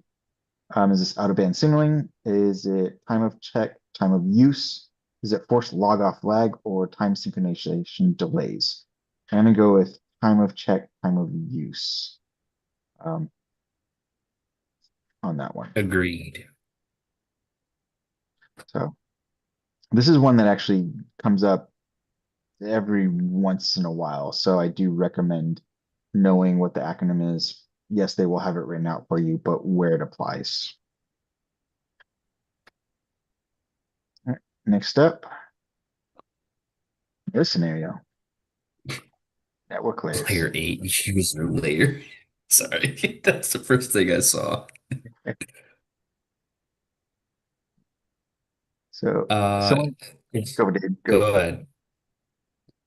If someone were performing ARP spoofing on your network, at which OSI layer would this occur? I believe that is layer 2. That's not, it's definitely not layer 8. Um, Dynamic link layer is not layer 3. So I'm gonna say layer 2.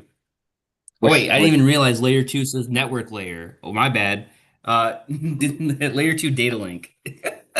I was going to ask you which layer too.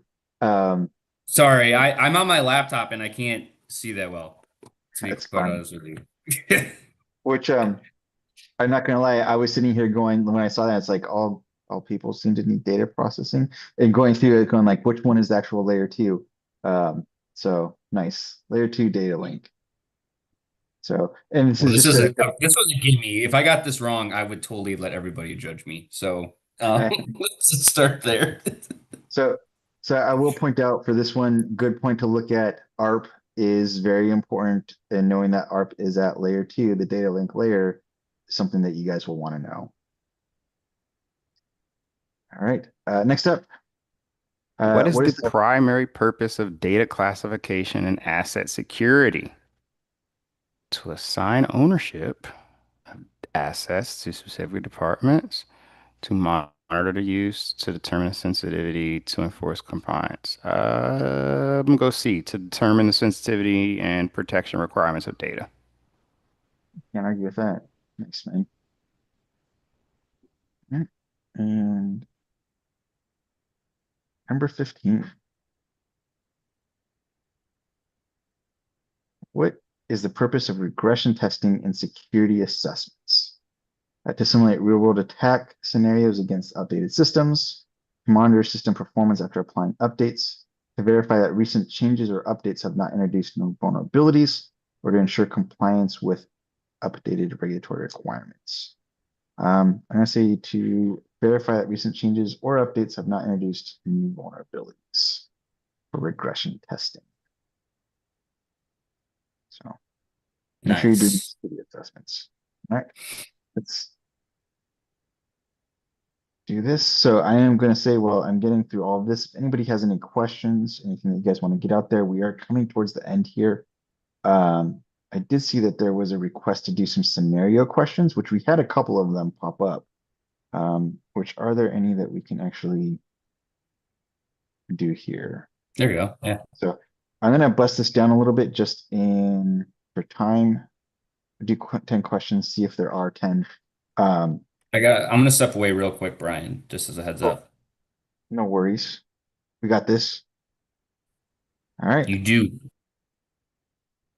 We're going to get this one. So we got 10 questions. Cool. So scenario questions, like I said, once again, always read the question first or always look at that last line to see what it is and to see what you're actually looking for.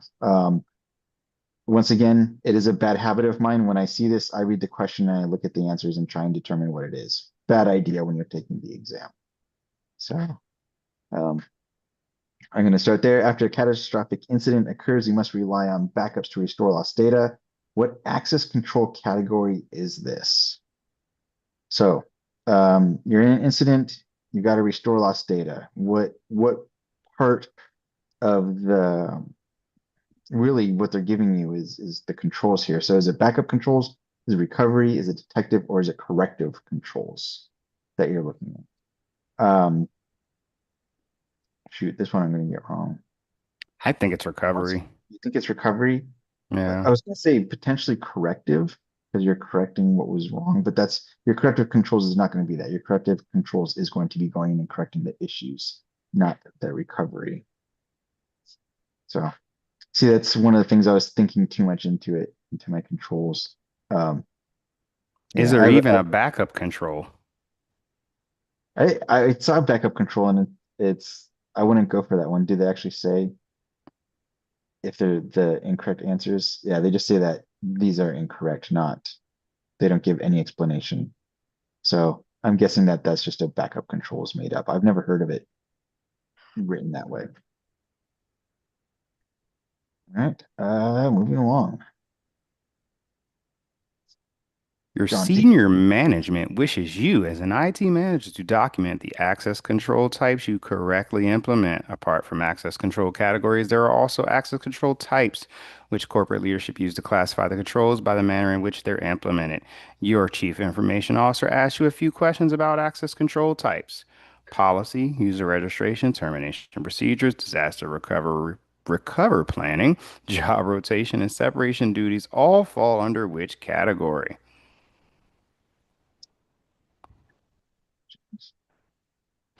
I don't believe it's going to be physical.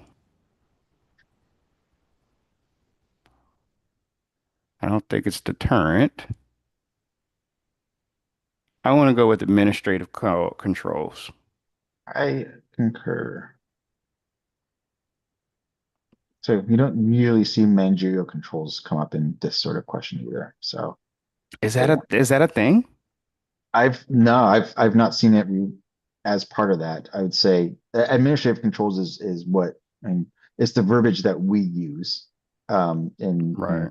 daily life and risk assessments and such. So I've never seen it refer or anything referred to a managerial control in this context. Yeah. All right, next one here. In the end, your users are your last line of defense, which is the best way of ensuring that users maintain a proactive and defensive posture with information assets. Develop anti-malware and user training policies, hiring policies where users are tested before they're hired, keeping good insurance policy to help fund recovery after a malware incident, or ensuring that users install antivirus software on their workstations. So the big standout here is develop anti-malware and user training policies. I I think agree.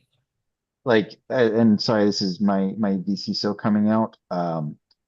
Man, security awareness for employees is so huge. Like, Hmm. it only takes one employee clicking something in an email, putting in their username and password to bypass all of your security.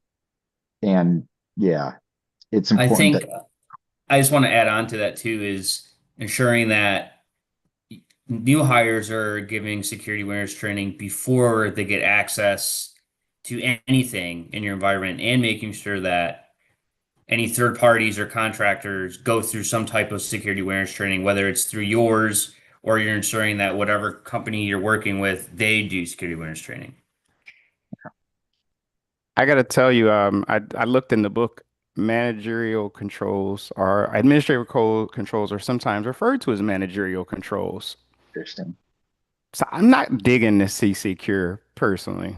I think it depends on I think government uses one or the other more. I can't remember because my friend works in government contracting and we had this conversation too. I work in government contract. I've never heard managerial Well, controls. maybe my friend's crazy. Well, I mean, I'm in the Air Force, so I work for an Air Force agency. Maybe it's different. That's true. Could be. That's over my head for government. Right. David, your turn. I'll read it. Okay. Your company is about to go public, which means a whole new set of regulations will be applied to how you and your company maintain its internal assets. Your IT manager at corporate headquarters has directed you and staff, which go along with publicly traded organizations. He wishes for you to identify key regulations, processes which go along with these requirements, answer these questions below. Regardless of what industry an organization is a part of, which of the following best applies to that organization?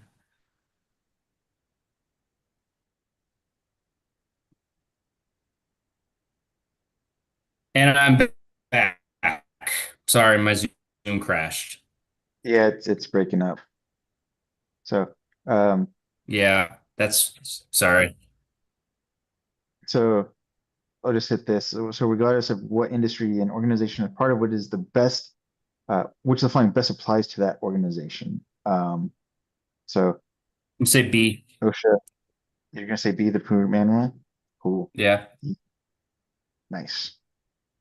Prudent man rule it is. Moving along, I'll grab this one. Which of the following law pertains to healthcare and how to protect sensitive patient information from being disclosed without the patient's consent or knowledge? This is easy, HIPAA all the way on that one. So, and I did that to say, make sure you guys don't do what I just did. Make sure you guys read the answers because, and also you guys won't get a softball like this one on the exam. So I don't even know. Oh yeah, they probably cover HIPAA. I'm guessing on that one. Although maybe not They because do. it's an Yeah, American. they cover it. Hey, there can be some pretty easy ones in there. I'll be honest. Well, I don't know, I guess. I don't know if I got them wrong or right, but there's some short ones, I will say. The type of risk assessment involving formulas to assess risks. Oh man, I always got tripped up on the quantitative versus qualitative risk assessment. I'm thinking. Qualitative. So involving formula to assess risk. Is it what kind of formulas is it though? Is it financial or um is it something else? Let's see. IR IT manager for new developing business have approached topic risk management assigning values to the risks. There are multiple ways to calculate risk. Each offers a different benefit and drawbacks. You wish to perform most beneficial risk assessment, given your type of business and related threats to your network. I'd agree with you with qualitative because they don't say anything about money. Yeah. Money would be quantitative. Boo. Yeah, it's B because qualitative doesn't use. Oh man, you're breaking up, David. Oh, and he's gone. Bye, David. Maybe it's because they say values. Let's Yeah, see. I'm calculating risk maybe. Um, Brian, can you hear me okay? yeah, I can hear you. Yeah, they are saying it is assigning Um, monetary values is what they're saying. So yeah, I'm gonna anything that has to do with the formula like that. I always thought of qualitative as more quality, so it's more like you're using like the high, medium, low risk. You're not actually using formulas. Quantitative, I think of numbers when I gotcha, hear quantitative. gotcha. See, for me, it was quantitative was always money, um, and then qualitative was other like high, medium, low, or numbers associated with those. Is the way that I thought of it. Which your way sounds more correct to me. Um, but all right, let's move on. Oh, look at that. Oh no, it's not. Did I click the wrong button? It doesn't matter. Anyway,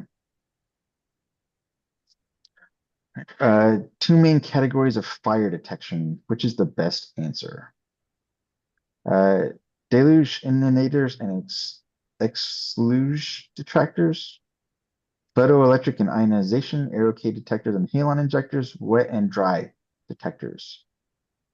So I'm going to say it's photoelectron and ionization detectors. And I haven't read the whole question, but um, know your Yeah, all fire you got to detector. read is electrical equipment. Yeah.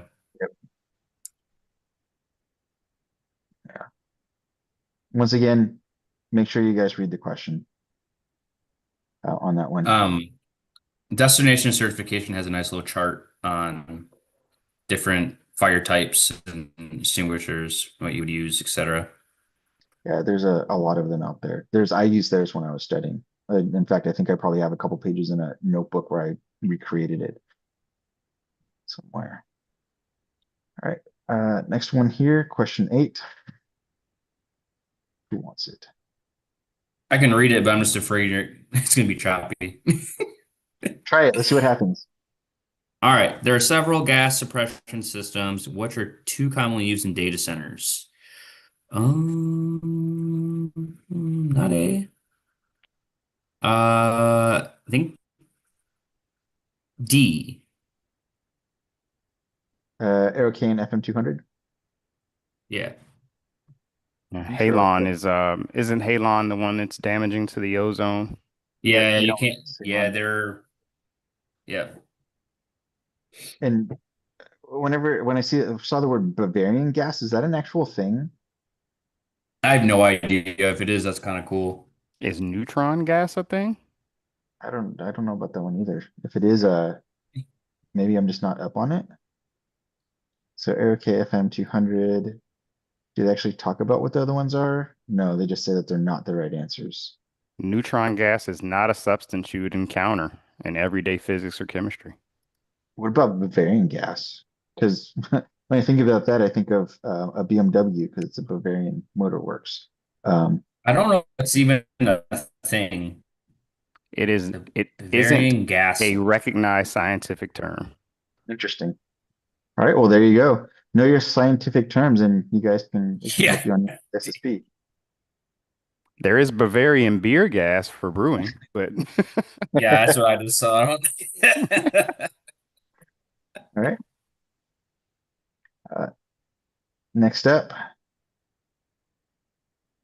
which common architecture framework was inspired by the U.S. Department of Defense in the mid-1990s and uses standard building blocks as reference points? The Sherwood Applied Business Security Architecture, TOGAF, ITIL, or Zachman framework?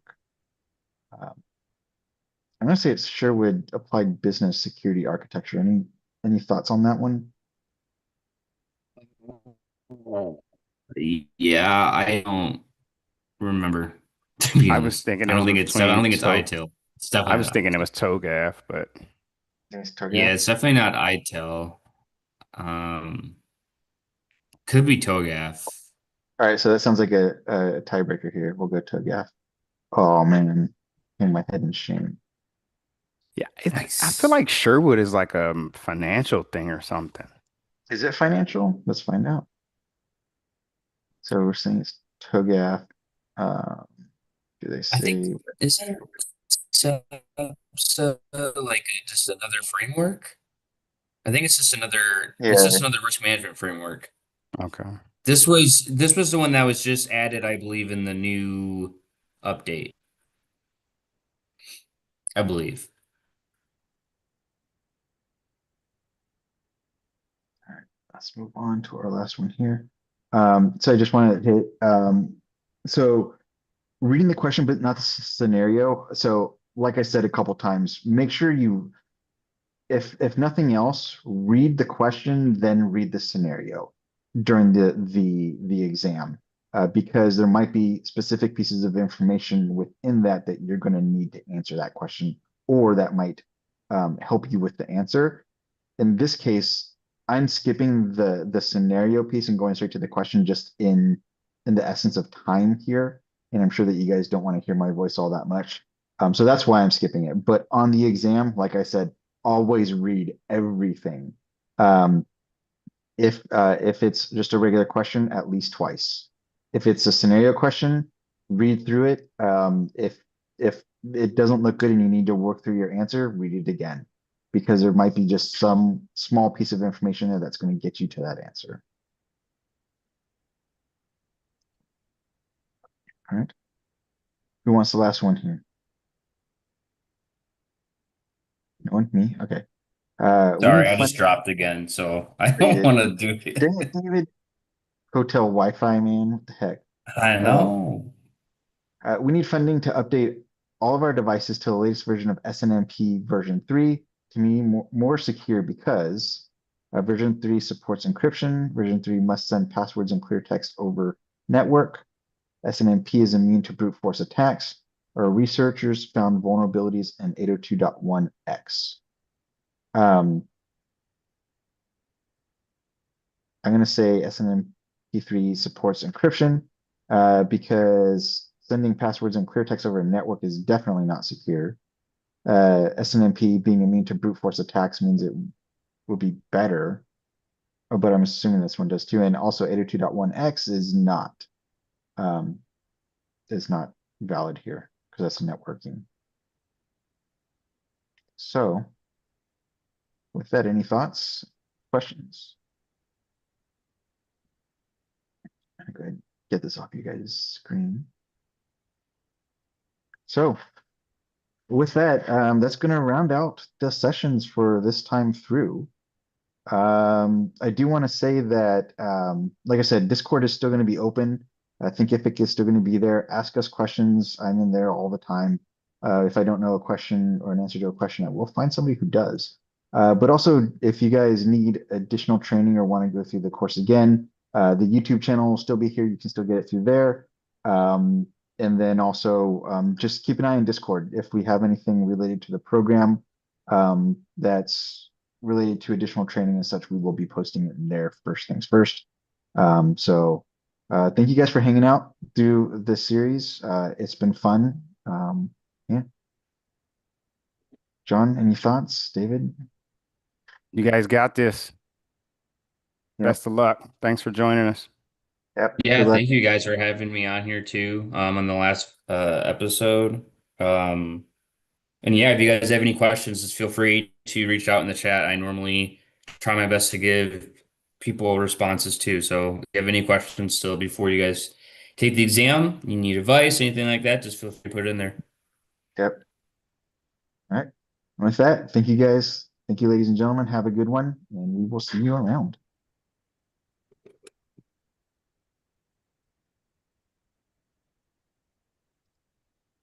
All righty. Great working with you, Brian. Yeah.